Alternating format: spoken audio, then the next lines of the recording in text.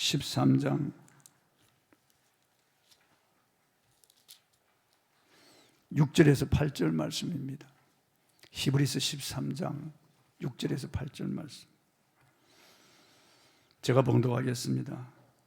그러므로 우리가 담대히 말하되 주는 나를 돕는 이시니 내가 무서워하지 아니하겠노라. 사람이 내게 어찌하리요 하노라.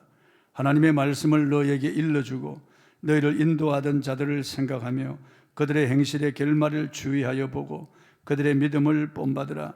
예수 그리스도는 어제나 오늘이나 영원토록 동일하시니라.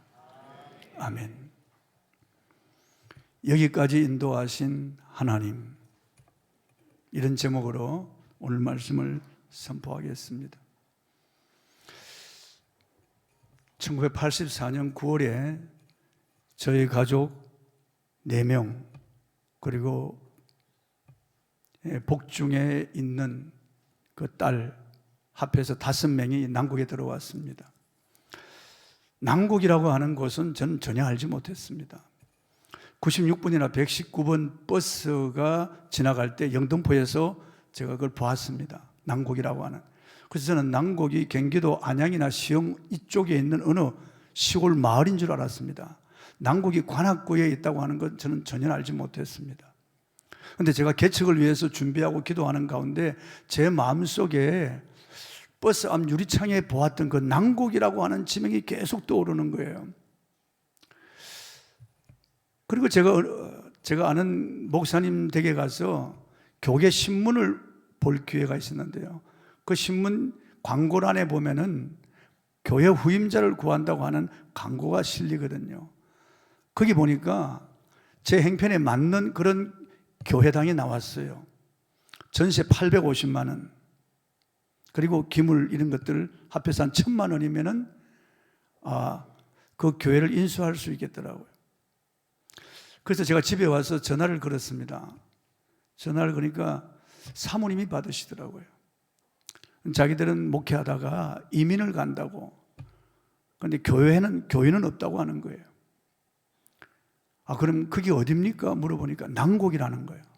그래서 제가 난곡이라고 하는 그 말을 듣자 이 마음에 약간 설렘이 있더라고요. 그래서 제가 찾아뵙겠다고 하고 오니까 성천교회라고 하는 교회인데 목사님 부부만 있어요. 주일 예배 드리는 인원이 한 명도 없어요. 교회 학교도 없어요. 그래서 제가 인수하겠다고 그랬습니다. 그래서 우리 가족이 9월 달에 난곡으로 들어왔어. 교회 이름을 인해교회라고 짓고 간판을 붙이고요. 10월 14일 날 우리가 속한 노예 그 어르신 목사님들이 오셔가지고 예배를 드려주므로 우리 인해교회가 설립이 된 겁니다. 39년 전 10월 둘째 주일날 그때 예배를 드린 인원이 지금 광주에 내려간 안만덕 권사님, 그리고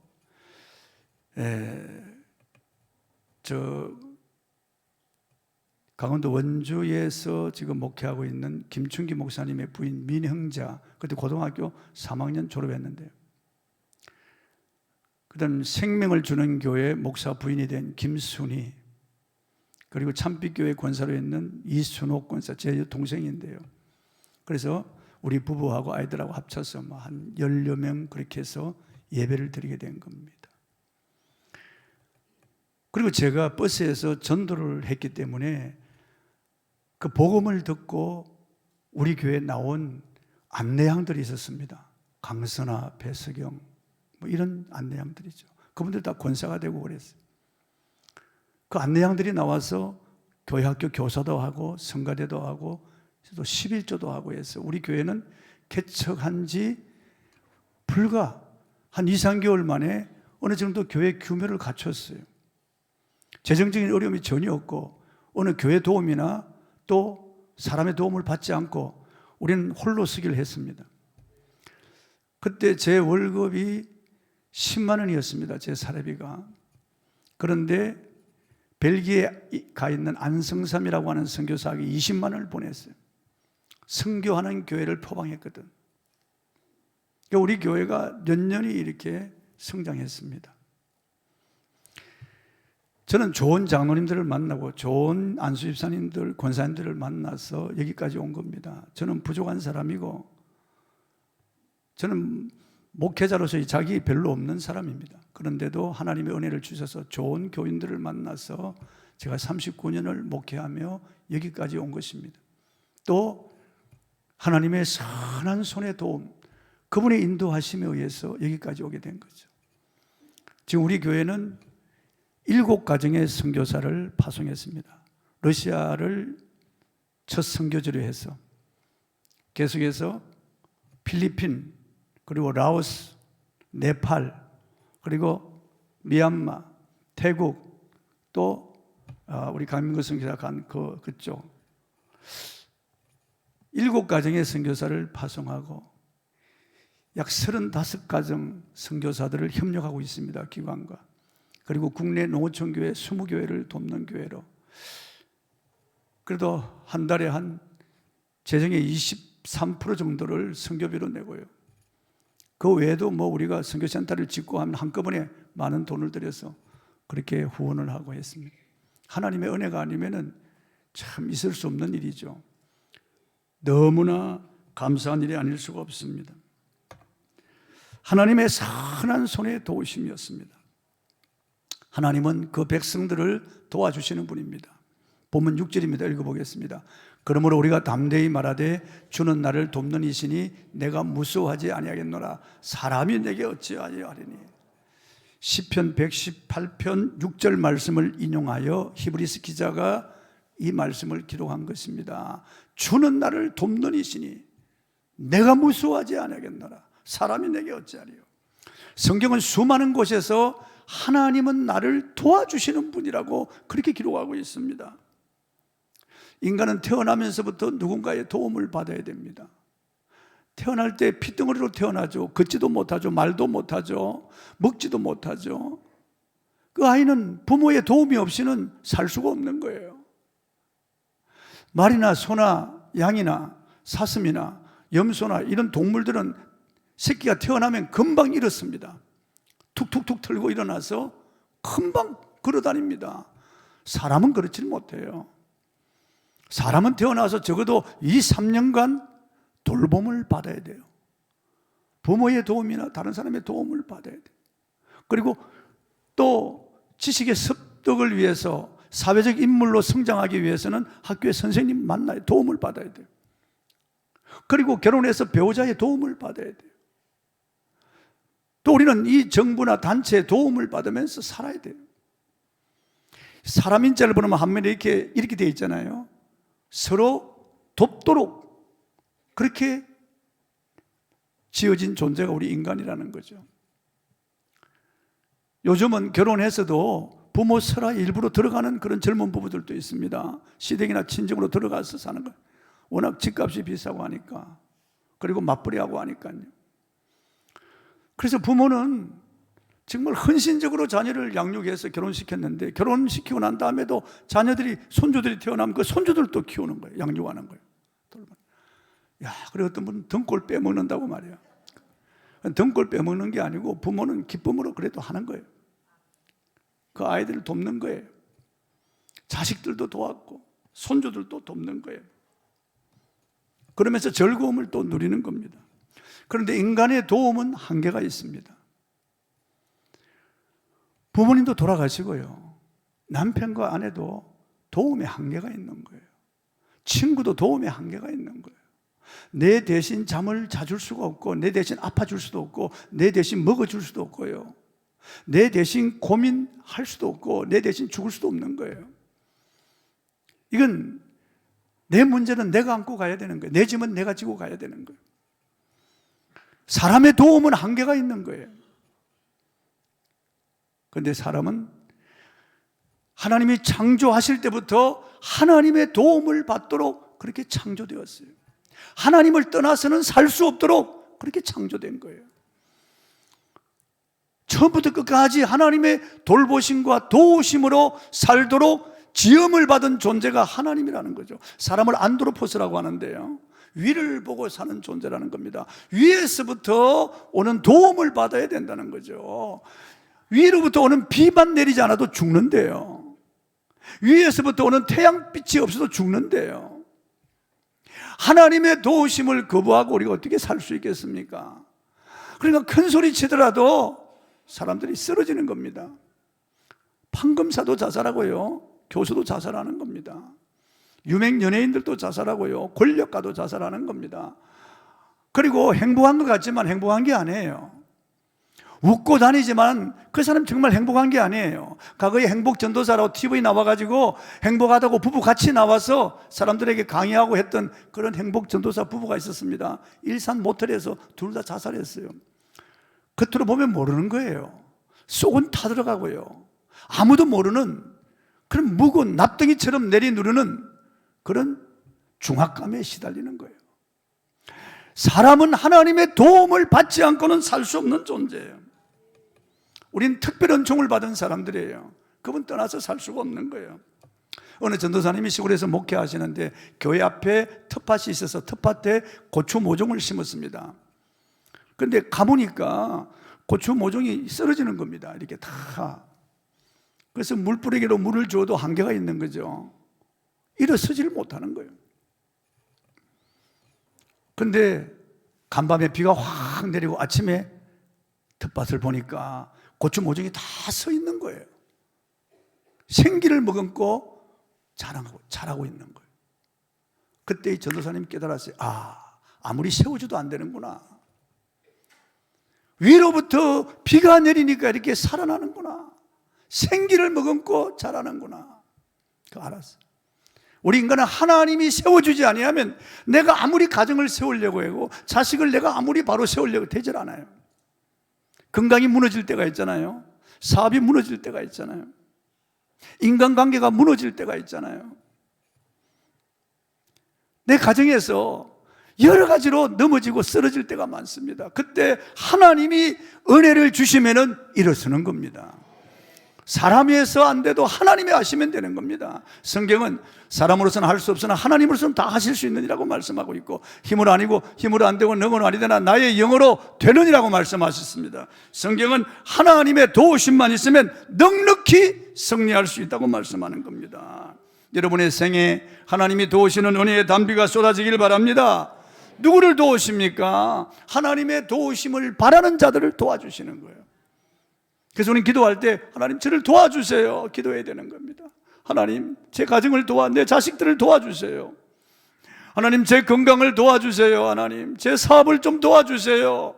하나님 제 노후를 좀 도와주세요. 도와달라고 해야 되는 겁니다. 제가 나 요양원 안 간다고 그러니까 어떤 분들은 그러면 우리 부모님 요양병원에 보냈는데 우리 어머니는 요양원에 보냈는데 그건 내가 잘못된 겁니까? 아니에요. 잘한 거예요.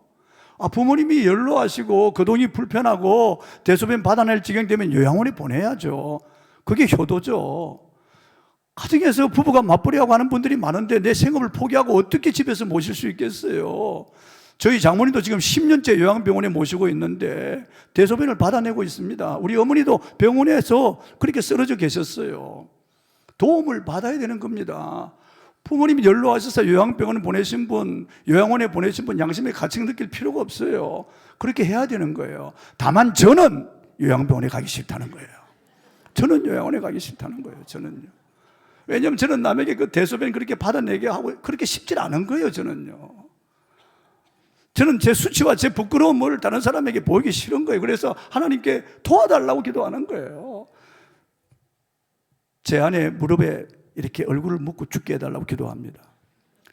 아내보다 한 10년 먼저 내 아내 무릎에 내 얼굴을 묻고 죽게 해달라고 기도하는 거예요. 그럼 목사님 몇 살까지 살 거예요? 어떤 분이 물어달라고 90살 막 웃는 거예요. 90살까지 산다니까요. 그러나 90살까지 사는 날 동안 건강하게 살고 싶은 거예요. 깨끗하게 죽고 싶은 거예요. 자식들에게 짐이 되고 근심이 되지 않는 죽음을 맞이하고 싶은 거예요. 남의 손을 빌리기 싫다는 거예요. 그러니까 하나님의 도우심을 구해야 되는 겁니다. 하나님이 누구를 도와주시나요? 사모하는 자를 도와주시는 거예요. 시편 107편 9절입니다. 읽어보겠습니다. 그가 사모하는 영혼에게 만족을 주시며 줄인 영혼에게 좋은 것으로 채워주심이로다. 사모해야 돼요. 도와달라고. 줄인 영혼에게 좋은 것으로 채워주신다고 그러잖아요. 의에 줄이고 목마른 자는 복이 있나니 저희가 배부를 것이며 그랬습니다. 간절히 주님을 찾아야 돼요. 도와달라고. 이사야 43장 3절입니다. 읽어보겠습니다. 나는 목마른 자에게 물을 주며 마른 땅에 시내가 흐르게 하며 나의 영을 내 자손에게 나의 복을 내 후손에게 주리니. 성령을 누구에게 부어준다고요? 하나님의 복을 누구에게 주신다고요? 마른 땅같이 목마른 자에게 주시는 거예요. 목마른 자에게요. 하나님, 제가 갈급합니다. 저는 연약합니다. 부족합니다. 저는 혼자 살 수 없습니다. 설 수도 없습니다. 저는 가는 길을 알 수 없습니다. 내일을 모릅니다. 하나님, 쉽게 낭망합니다. 도와주셔야 됩니다. 붙잡아 주셔야 됩니다. 목마른 자에게 물을 주신다는 겁니다. 예수님께서 누구든지 목마르거든 내게로 와서 마시라, 이런 성경 이름과 같이 그 배에서 생수의 강이 흘러나리라고 말씀하셨습니다. 목마른 자각 증상이 있어서 내가 목마릅니다 하는 분들이 주님께로 오는 거예요. 그에게 생수의 강이 흘러나는 거예요. 사무엘상 7장에 보면은 사무엘이 이스라엘 백성들을 미스바로 모읍니다. 이스라엘 백성들이 오랫동안 우상 숭배하고요, 하나님을 거역했습니다. 그래서 블레셋 사람들에게 이 나라를 빼앗겼어요. 많은 땅을 잃어버렸어요. 그리고 그들의 압제를 받고 있었어요. 그러자 그들이 하나님을 사모하기 시작했어요. 그 사무엘이 그들을 미스바로 모았습니다. 이스라엘 백성들이 미스바에 모였다는 정보를 들은 블레셋 군대, 지금 팔레스타인이죠, 그들이 군대를 소집해서 미스바로 쳐들어오는 거예요. 미스바에 모인 이스라엘 백성들은 민간인이에요. 무기가 없어요. 오합지졸이에요. 그야말로 블레셋은 잘 훈련된 군대고요, 총을 가지고, 창과 활을 가지고 있는 군대예요. 그들이 쳐들어오는 거예요. 추푼 낙엽같이 민간인들이 막 쓰러질 거 뻔한 거잖아요. 그 이스라엘 백성들이 사무엘에게 우리를 위하여 하나님께 부르짖어 기도해달라고 부탁합니다. 그래서 사무엘이 하나님께 부르짖어 기도합니다. 그리고 어린 양을 잡아서 피 흘려 번제를 지냅니다. 그러자 하늘에서요, 이스라엘 백성들에게는 은혜가 쏟아지고 블레셋 군대 앞에는 우레를 발하여 혼비백산하여 도망가는 거예요. 흩어져 도망가는 그 무리들, 아니 그들을 이기는 것은 당연하죠. 비무장이라도 이스라엘 백성들이 쇠사랑이라든지 꽃갱이라든지 이런 것 들고 가서 그들을 치는 거예요. 그 블레셋 군대가 진멸합니다. 빼앗겼던 땅을 전부 찾습니다. 그리고 그 땅에 평화가 왔다고 성경은 말씀하고 있어요. 하나님의 도움을 구할 때 하나님이 도와주시니까 우레를 바라고 그들로 하여금 두려움을 주어서 쫓겨가게 하는 거예요. 그리고 이스라엘이 이기게 하는 거예요. 빼앗긴 땅을 다 찾는 거예요. 평화가 오는 거예요. 그래서 사무엘이 미스바 센사에 돌을 세워서 그 승리를 기념하는 겁니다. 읽어보겠습니다. 사무엘 7장 12절 시작. 사무엘이 돌을 취하여 미스바와 센사에 세워 이르되 여호와께서 여기까지 우리를 도우셨다고 그 이름을 에베네셀이라 하니라. 여러분, 오랫동안 고통이 계속되고 있습니까? 힘듭니까? 두려움이 임했습니까? 여러분의 힘으로 헤쳐나갈 수 없는 어려운 난간을 만났습니까? 정말 포기하고 싶습니까? 마음이 무너집니까? 하나님의 도움을 구하십시오. 간절히 하나님 도와주시는 분이에요. 우리를 돕는 분이에요. 시편 121편 1절 3절입니다. 시작. 내가 산을 향하여 눈을 들리라. 나의 도움이 어디서 올까? 나의 도움은 천지를 지으신 여호와께서로다. 여호와께서 너를 실족하지 아니하게 하시며 너를 지키신 이가 졸지 아니하시리로다. 나의 도움이 어디서 옵니까? 천지를 지으신 여호와께서 오는 겁니다. 다른 곳에 도움이 있지 않습니다, 여러분. 은행이나 정부 관공서나 학교가 나를 도와주지 않습니다, 여러분. 부자가 나를 도와주거나 권력가가 나를 도와주지 않습니다. 지식인이나 종교가가 나를 도와주지 않습니다. 나의 도움은 오직 천지를 지으신 하나님이십니다. 그분이 나를 도와주시는 거예요. 에스라는 바빌론 포로 기한 시대의 학사요 제사장이었습니다. 또 선지자였어요. 그런 이스라엘 백성들, 그 포로들을 다시 데리고 귀환한 그 우두머리였습니다. 그가 에스라서를 기록했는데요, 그가 이렇게 하나님의 도움을 기록했습니다. 에스라 7장 6절 읽어보겠습니다. 시작. 이 에스라가 바벨론에서 올라왔으니 그는 이스라엘의 하나님 여호와께서 주신 모세의 율법에 익숙한 학자로서 그의 하나님 여호와의 도우심을 입음으로 왕에게 구하는 것은 다 받는 자이니라. 바벨론의 대제국 바벨론의 왕에게 구하는 것 다 받는 사람이라는 겁니다. 포로로 잡혀갔는데 왕의 총애를 입는 고관이 되었고요, 왕의 측근으로서 왕에게 구하는 것은 전부 받았다는 거예요. 어떻게 이런 일이 일어날 수 있습니까? 하나님이 도와주시니까. 하나님이 도와주시니까 바벨론 왕의 마음에 감동을 주어서 에스라를 돕도록 하는 거예요. 모든 구하는 것을 다 도와주었다고 그랬습니다. 에스라 7장 9절입니다. 읽어보겠습니다. 첫째 달 초하루에 바벨론에서 길을 떠났고 하나님의 선한 손에 도우심을 입어 다섯째 달 초하루에 예루살렘에 이르니라. 4개월 동안에요, 지도나 나침반 없이 바벨론에서부터 예루살렘까지 오는 겁니다. 광야를 지나 사막을 지나 그리고 강을 건너서 도적대 강도의 위험이 있는, 그리고 모래바람이 계속해서 나고 밤에는 그 추위, 그리고 낮에 찌는 듯한 더위, 그 속에서 4개월 동안 오는데 하나님의 선한 손에 도우심을 입어서 지켜간 거예요. 한 사람도 낙오되거나 병들거나 쓰러지는 사람이 없습니다. 줄이거나 목마른 사람이 없이 하나님의 도우심으로 4개월 동안의 긴 여행 모두 안전하게 건강하게 예루살렘에 도착한 거예요. 하나님의 도우심을 입었습니다. 여러분, 이 하나님의 선한 손의 도움을 체험하시기를 바랍니다. 그 다음 하나님은 믿음의 사람을 우리 본보기로 세우셨습니다. 히브리서 기자는 과거의 믿음의 선진들의 그 행실을 주의하여 보고 그들의 믿음을 본받으라고 우리에게 권면하고 있습니다. 본문 7절입니다. 읽어보겠습니다. 하나님의 말씀을 너에게 일러주고 너희를 인도하던 자들을 생각하며 그들의 행실의 결말을 주의하여 보고 그들의 믿음을 본받으라. 여러분, 성경은 구약 39권, 신약 27권 모두 66권으로 되어 있습니다.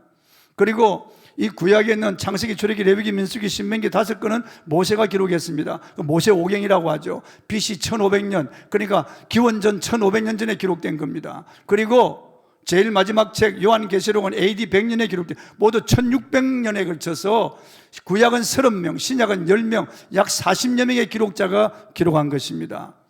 그래 1600년간에 걸쳐서 기록된 겁니다. 세상에 있는 베스트셀러는 보통 오래 걸러야 50년입니다. 물론 이조실록 같은 것은 그 다 적어서 왕의 그냥 은행을 다 적어서 전해온 것도 있지만은, 그러나 보통 사람이 만든 책은 몇십 년이면 끝나는 겁니다. 그러나 성경은 1600년간에 걸쳐서 기록된 겁니다. 하나님이 한 사람을 시켜서 단번에 성경을 기록할 수도 있습니다. 그러나 그렇게 하지 않으셨어요. 왜 그럴까요? 1600년간에 걸쳐서 성경을 기록한 그 기록자들의 생애도 같이 기록되어 있거든요. 그래서 이들의 그 생애를 우리가 주의하여 보고 그 행실을 본받으라고 성경이 기록한 거예요. 족장인 아브라함과 이삭과 야곱과 요셉, 이들의 행실을 보고 이들이 잘못한 것을 우리가 본받을 필요 없고 이들이 잘한 것을 본받으라는 겁니다. 아브라함이 헤릴 단신으로 우리에서 나와서 가나안에 들어왔습니다. 그러나 흉년이 들었어요. 자기 생각으로는 여기서 굶어 죽겠구나, 양식 있는 애굽으로 내려가자. 거기는 넉넉하니까 하고 애굽으로 내려갔다 낭패를 당하는 겁니다. 하마터면 그 아내를 빼앗길 뻔해서 가정이 풍비박산 날 뻔했습니다. 그때 하나님의 선한 손에 도우심으로 그래도 아내를 구하고 많은 물자를 얻어가지고 올라오게 됐죠. 그러니까 이렇게 하나님의 말씀을 따라가지 않냐고 내 생각대로 가면 실패한다는 겁니다. 아브라함이 하나님 말씀을 따라갈 때는 언제나 형통했어요. 그의 전 생애가 그랬습니다. 아브라함이 얼마나 족장으로서 부유한 삶을 살았는지 성경 기록이 되어 있죠. 집에서 318명을 먹이고 입히고 재우고 기르고 훈련시키는 그 정도 거부였습니다. 이삭 모리아산에서 단번에 자기를 드렸습니다. 그건 잘한 일이에요. 그러나 자식을 편애한 것은 잘못한 일이에요. 그 때문에 가정에 분란이 일어난 겁니다. 그런 건 본받지 말라는 겁니다. 이삭이 하나님을 경외하고 그 말씀에 순종할 때는 얼마나 잘 됐는지 몰라요. 애굽에 내려가지 말고 그 아래 머물라고 하는 말씀을 듣고 그 아래 머물러 그의 농사를 지었더니 100배나 더한 복을 받고 마침내 그가 거부가 되고 왕성하여 양과 소가 떼를 이루었다고 성경 기록하고 있습니다. 순종할 때, 하나님의 말씀에 순종할 때, 하나님을 경외하고 그분을 따를 때는 모든 성경에 있는 인물들이 다 창대하고 형통한 길을 갔어요. 그러나 내 생각대로 가면 내리막길이에요. 불행하게 되는 거예요. 비참하게 되는 거예요. 야곱도 형을 속이고요, 장자권 빼앗고 아버지를 속이고 축복을 받아내죠. 그러나 가정에 분란이 일어납니다. 그 때문에 그런 건 본받을 필요가 없어요. 그러나 그가 베델에서 하나님을 만나고 하나님을 따라 살 때 그는 형통합니다. 요단 건널 때 지팡이 하나만 가지고 건넜는데 돌아올 때는 한때 두때 바다의 모래떼와 같은 수많은 짐승떼를 거느린 거부고 재벌이 되어서 돌아오는 거예요. 요셉, 그가 형들의 손에 팔려서 애굽에 내려갔습니다. 보디발의 집에 종이 되었습니다. 그러나 하나님이 함께 하심으로 형통한, 감옥에 들어갔지만 하나님이 함께 하니까 형통했다고 그랬습니다. 이걸 본받으라는 거예요. 모세, 자기 힘으로 뭔가 하겠다고 할 때 애굽 사람을 죽이고 살인자가 되어서 도망가는 겁니다. 40년 동안 비참하게 사는 거예요. 그러나 그가 호렙산에서 하나님을 만나고 하나님을 경외하는 사람이 되었을 때 40년의 남은 생에는 위대한 지도자가 되는 거예요. 위대한 지도자가. 여호수아, 이스라엘 백성들을 이끌고 가나안 땅으로 들어갑니다. 요단을 마른 땅같이 건너가는 기적을 체험합니다. 그리고 여리고성을 무너뜨리고요, 하나님이 하신 일이죠. 하나님을 경외할 때는 그런 일이 일어났어요.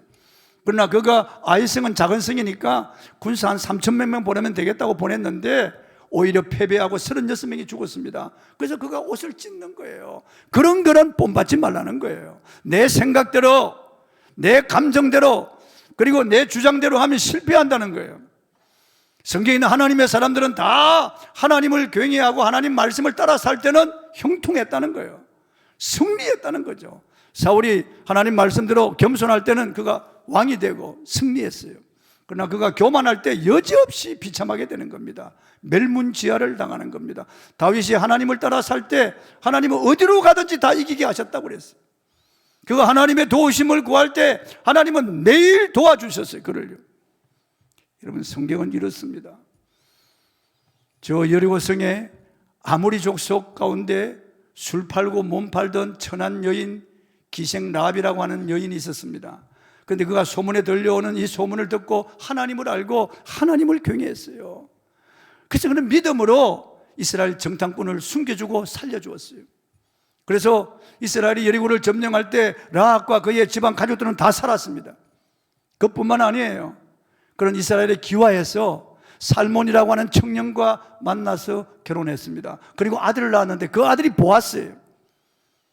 이 천한 여인, 술 팔고 몸 팔던 이 여인이 말이죠, 다윗의 고조 할머니가 됩니다. 그리고 예수님의 족보에 올라갑니다. 살몬은 라합으로부터 보아스를 낳고 딱 올라가는 거예요.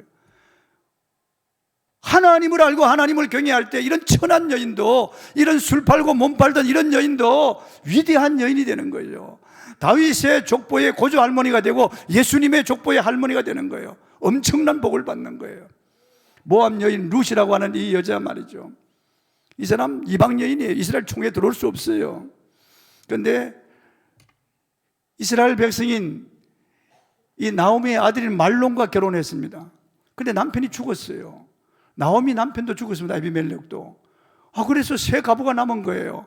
오르바는 자기 고향으로 돌아가고 이 룻은 나오미를 붙였습니다. 하나님을 알거든요. 하나님을 경외했거든요. 그래서 조국을 등지고 타국인 이스라엘 땅으로, 그리고 베들레헴으로 갑니다.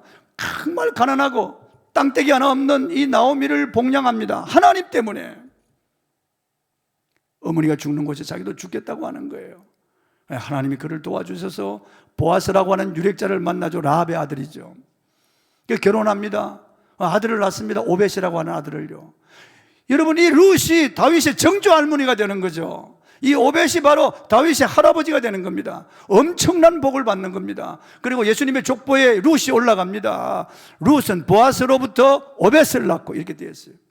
보아스는 룻으로부터 오벳을 낳고, 하나님이 도와주시면요, 출신 성분 가릴 것 없이 배웠건 못 배웠건 가졌던 못 가졌던 아무 차별 없이 하나님을 경외하고 하나님의 도우심을 구하면 하나님이 도와주시는 거예요. 하나님이 한번 도와주시면 되는 거예요. 전에도 말씀드렸지만 제가 집을 나서는데 바로 우리 아파트 문 열고 나오면 옆에 화단이 있는데 그게 개미들이 수백 마리가 붙어가지고 지렁이 한 마리를 끌고 가는 거죠. 내가 보니까 너무 느린 거예요. 이거 1시간 동안 끌고 가도 한 몇 센치 못 갈 것 같더라고. 그래서 우리가 나무가 있어가 젓가락을 만들어가지고 지렁이를 딱 집었어. 그래가지고 그 개미들 집에 있는 가까이 옮겨주니까 개미들이 와르르 무너지더라고. 놀래가지고 기적이다, 기적. 기적이 아니에요, 여러분. 나는 그냥 젓가락 하나 움직인 거예요. 내가 안 돼도 하나님이 한 번 도와주시면 되는 거예요, 여러분요. 우리는 기적이라고 하지만 하나님은 너무나 쉬운 거예요. 하나님의 손이 한번 나타나면 되는 겁니다, 여러분. 그러므로 여러분 하나님의 도우심을 구하시기 바랍니다. 하나님의 도우심. 하나님이 도와주시면 돼요. 성경은 우리 인간의 위대함이나 우수함을 기록하지 않습니다. 우리 인간은 연약한 갈대와 같다는 겁니다. 아침 안개와 같고 들의 풀 같고 누리는 영화도 풀의 꽃과 아무것도 아니라는 거예요. 인간은 큰 소리 칠 수 있는 그런 존재가 아니에요. 하나님을 떠난 인간은 가치가 없어요. 연약한 인생이에요. 의지할 데가 없는 거예요. 그러나 우리가 하나님께 붙으면 위대하게 되는 거예요, 여러분요. 위대하게 되는 거예요, 여러분. 영은 아무리 낮으래도 영이에요. 1000만 개를 갖다 놔도 영이에요. 그래서 그 앞에 1을 갖다 놓으면 어마어마한 그런 숫자로 늘어나는 거예요. 하나님께 붙으면 놀라운 일이 일어나는 겁니다. 그러므로 우리가 성경을 읽을 때 주여 저도 다윗처럼 이렇게 하나님을 경외하게, 아브라함처럼 이렇게 말씀을 따라가게 하옵소서, 이삭처럼 단번에 드리게 하옵소서, 야곱처럼 정말 하나님을 향하여 부르짖게 해 주시옵소서 기도해야 되는 겁니다. 요셉처럼 꿈을 따라 사는 비전의 사람이 되기를 원합니다. 모세처럼 이런 위대한 지도자, 충성된 종이 되기를 원합니다. 그들의 행실을 주의하여 보아야 돼요. 그들이 잘한 것은 본받고 그들이 실패한 것은 우리가 귀감으로 삼아야 돼요.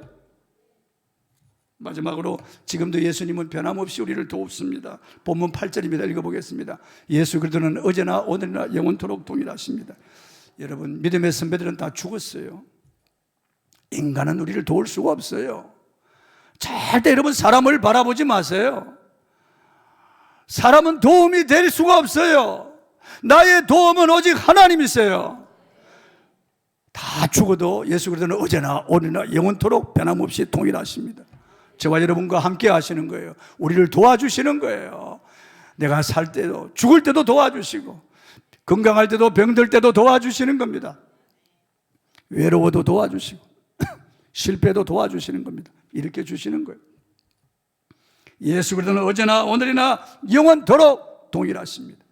동일하신 주님을 믿고 여러분 선한 손의 도우심으로 승리하시기를 바랍니다. 찬송하겠습니다. 620장